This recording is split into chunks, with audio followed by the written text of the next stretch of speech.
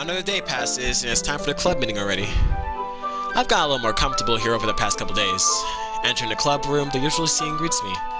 Welcome back, Mally. Hi, Yuri. I'm not sure if it's me or if it's Yuri's expression, but the weight of yesterday's quarrel still hangs in the air a little.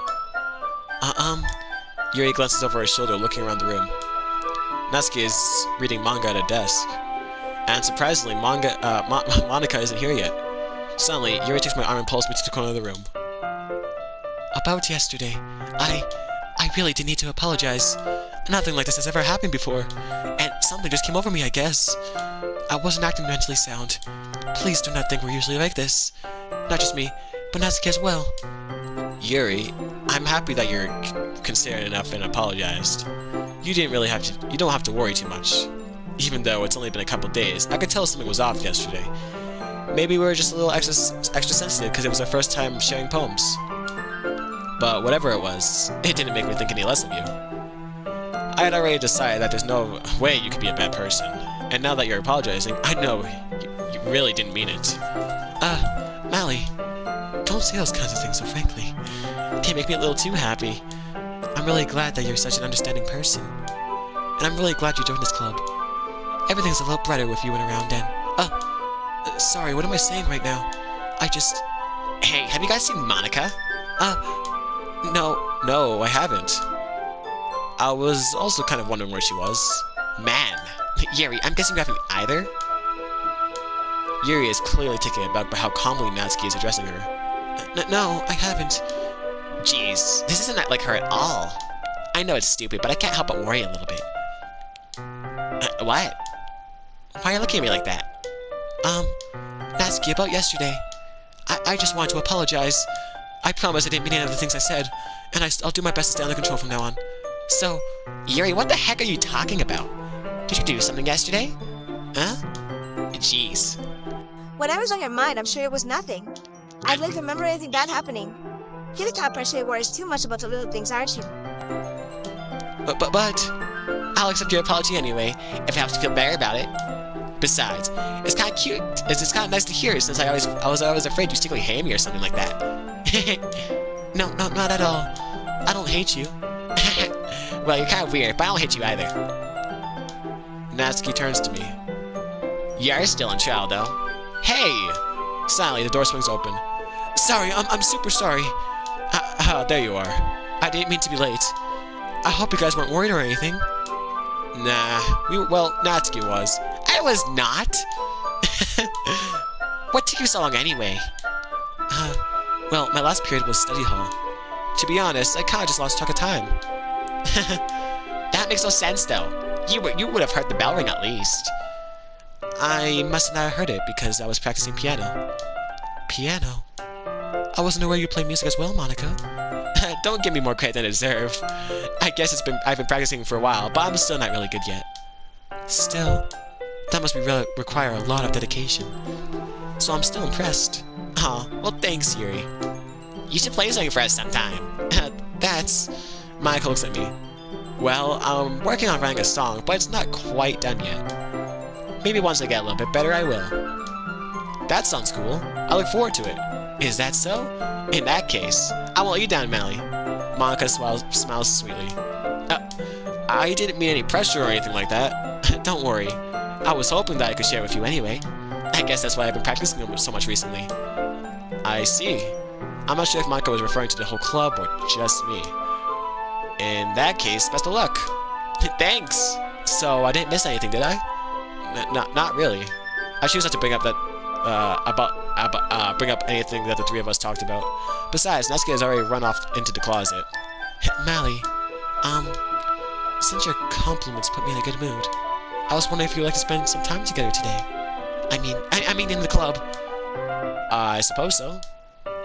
I don't think I could say no to you, even after the book you gave to me. Well, I guess I need to make sure Natsuki isn't waiting for me. After we finished reading yesterday, she's fine. She's reading over there, see? Don't think about her so much. She's just being ignored. Come on, we're going over there.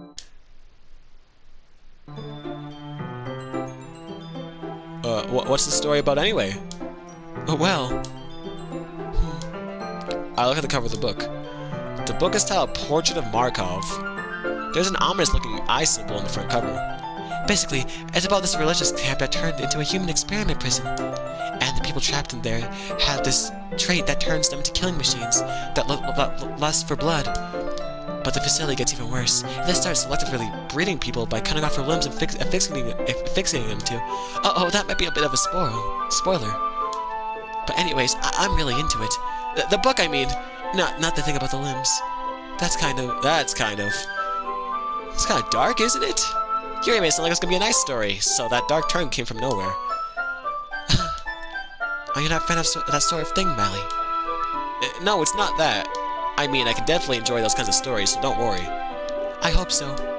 Yeah, I totally forgot Yuri's into those things. She's so shy and reclusive on the outside, but her mind seems to be completely different. It's just that this kind of story is the kind of challenges you to look at life from a strange new perspective. When horrible things happen, not just because someone wants to be evil, But because the world's full of horrible people and we're all worthless anyways, then suddenly I'm scrambling again, aren't I? Not again. I'm sorry.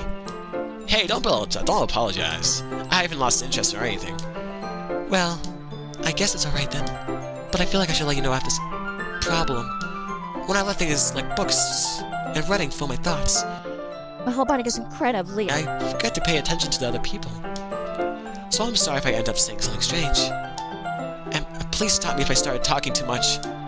I really don't think you need to worry. That just means you're passionate about reading. The least I can do is listen.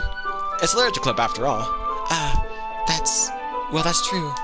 In fact, I might as well get started reading now, right? Yes? I mean, you don't have to, but...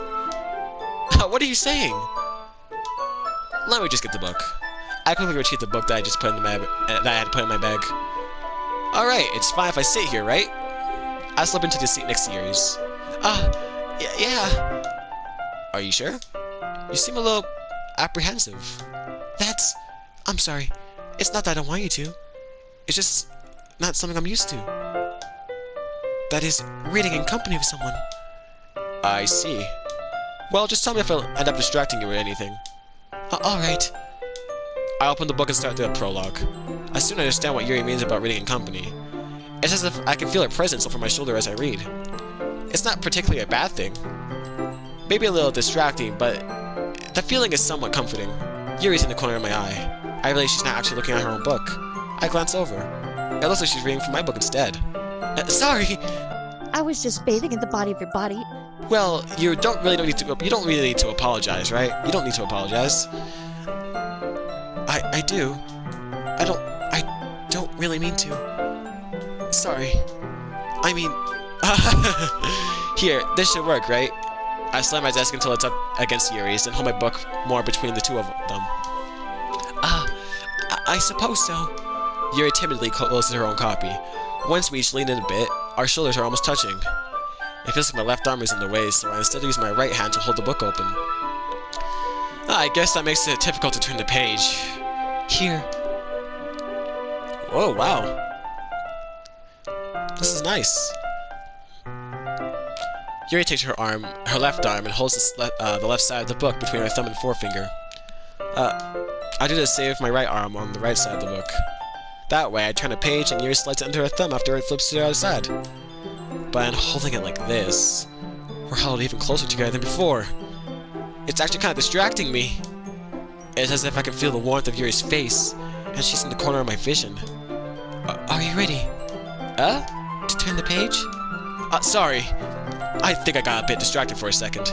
I glance over at Yuri's face again, our eyes meet. I don't know how I'll be able to keep up with her. That's okay. You're not used to reading, right? I don't mind being patient if it takes you a little bit longer. It's probably the least I can do. Since you've been so patient with me. Yeah. Thanks. We continue reading. Yuri no longer asks me if I'm ready to turn the page. Instead, I just assume she's finished the page before me, so I turn it by my own volition.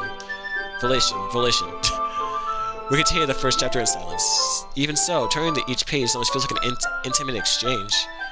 My thumb gently letting go of the page, letting it flutter over to her side as she catches it under her thumb. Hey Yuri. This might be a silly thought, but the main character kind of reminds me of you. Huh? No, no, no, I don't really this character at all. Definitely not. Really? I was just thinking the way she second guesses things, she says and all that. That's what you were talking about. Sorry. I thought you meant something else about her. Something else? Never mind. We didn't even get that far yet. So I don't know what came into my head. Yuri, are you feeling alright? Yuri's been a little fidgety ever since we started reading. You can rest if you're feeling sick or something. Your breathing is a little... My breathing? Yuri puts her hands to her chest as if to feel her heartbeat. I didn't even notice. Anyways, I'm fine. I just need some water. Alright, don't push yourself. Yuri stands up and practically rushes out of the classroom. What on earth was that about? Mally? Did something happen just now?